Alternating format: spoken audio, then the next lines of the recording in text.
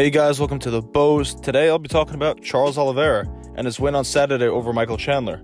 Oliveira looked great and he overcame adversity and proved the naysayers wrong by coming back after almost getting finished in the first round. Oliveira has many great attributes as a fighter.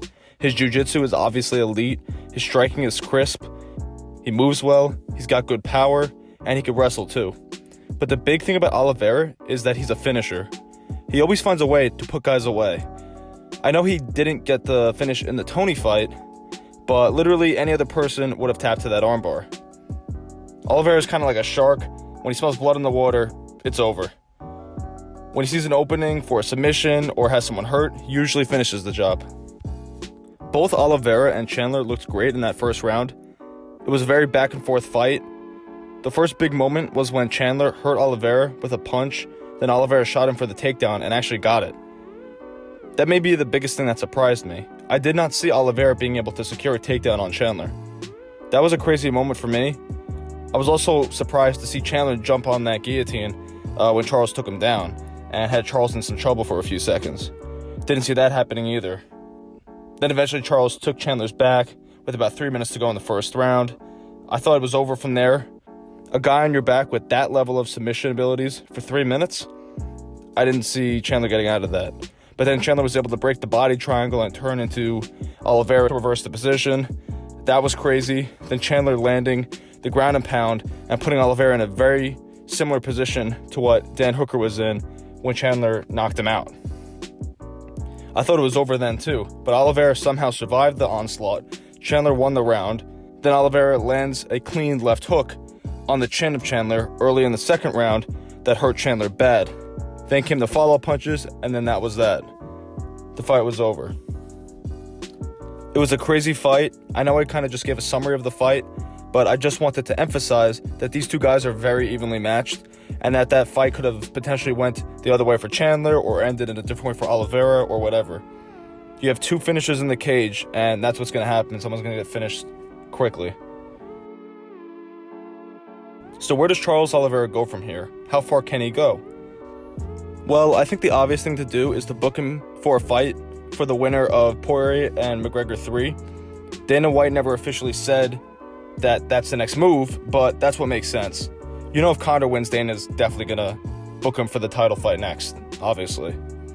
But if Poirier wins, he'll probably do that too, but, you know, the only way he goes to someone else for Charles next instead of Poirier, if Poirier beats Conor in the third fight, is if Poirier takes a ton of damage and the timing doesn't match up and Poirier's not ready for a fight and Oliveira is, then they'll give him someone else if Poirier can get past McGregor in that scenario. With regards to how far Charles Oliveira can go, I honestly think he has the potential to be a long reigning champion. He's in his prime now. He has more UFC experience than probably any other fighter in the division. He's so well-rounded and he puts guys away. He capitalizes on openings or holes in people's defense when he sees them. On the other hand, I wouldn't be surprised if he wasn't a long-reigning champion. This division is so competitive, and almost anyone at the top can win on any given night. It's all about who can capitalize on their opponent's mistakes and who can minimize their own mistakes. I think Charles Oliveira can do that, and I think he has all the ability and well-roundedness in his skill set to do so. I heard Luke Thomas, after the fight, mention something about the potential fight between Oliveira and Poirier. He was saying that he thinks Poirier would be able to stuff Oliveira's takedown attempts, or a lot of them at least, and that the punching power would be a problem for Oliveira. And I don't know if I agree with that. Oliveira was able to get a takedown on Chandler, and Chandler is a much more accomplished wrestler than Poirier. I know it was only one takedown on one attempt, but it was still impressive to see someone of Chandler's wrestling ability be taken down by Oliveira. So I actually do think that Oliveira could take down Poirier.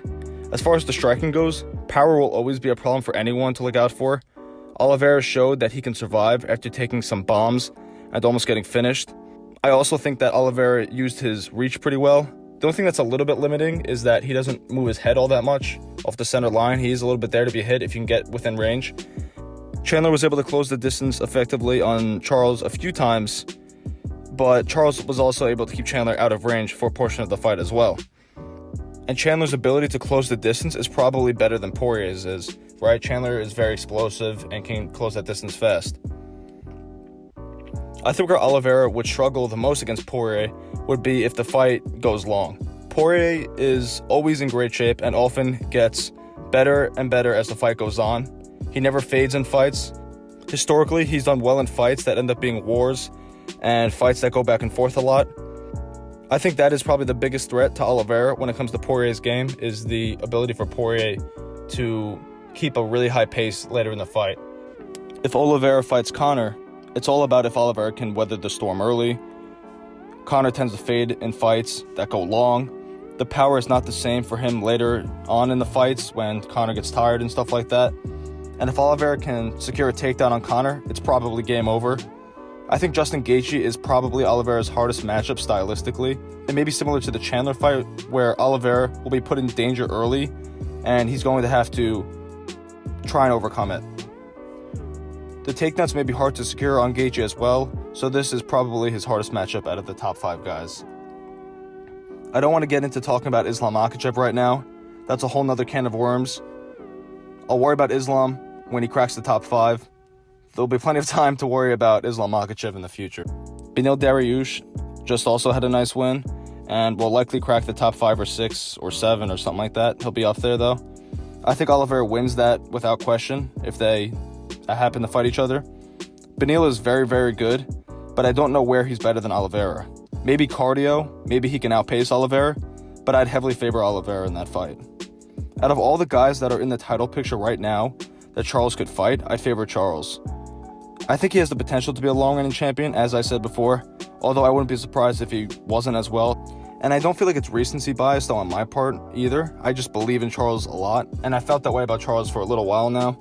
I had suspicions that he could be champ after the super impressive win over Kevin Lee, because he beat him in nearly every facet of the game. His game looks so good and so complete that I was very suspicious that, this guy's gonna be an issue for a lot of people. Then he demolished Tony. Even though Tony doesn't appear to be the same fighter he once was, it was still very impressive to see Tony, a high-level BJJ black belt, get completely outclassed in the grappling and nearly get submitted in the first round. It's as close as you can get to a submission. I just think Oliveira has the completeness to his game to beat so many great fighters. We'll see what happens. Alright, that's all I got today. Leave a like, subscribe, and let me know in the comments what you think about Charles Oliveira. How good do you think he is? Am I missing anything about his game that can be exposed? Am I possibly underestimating his future opponents? Let me know. Till next time, peace.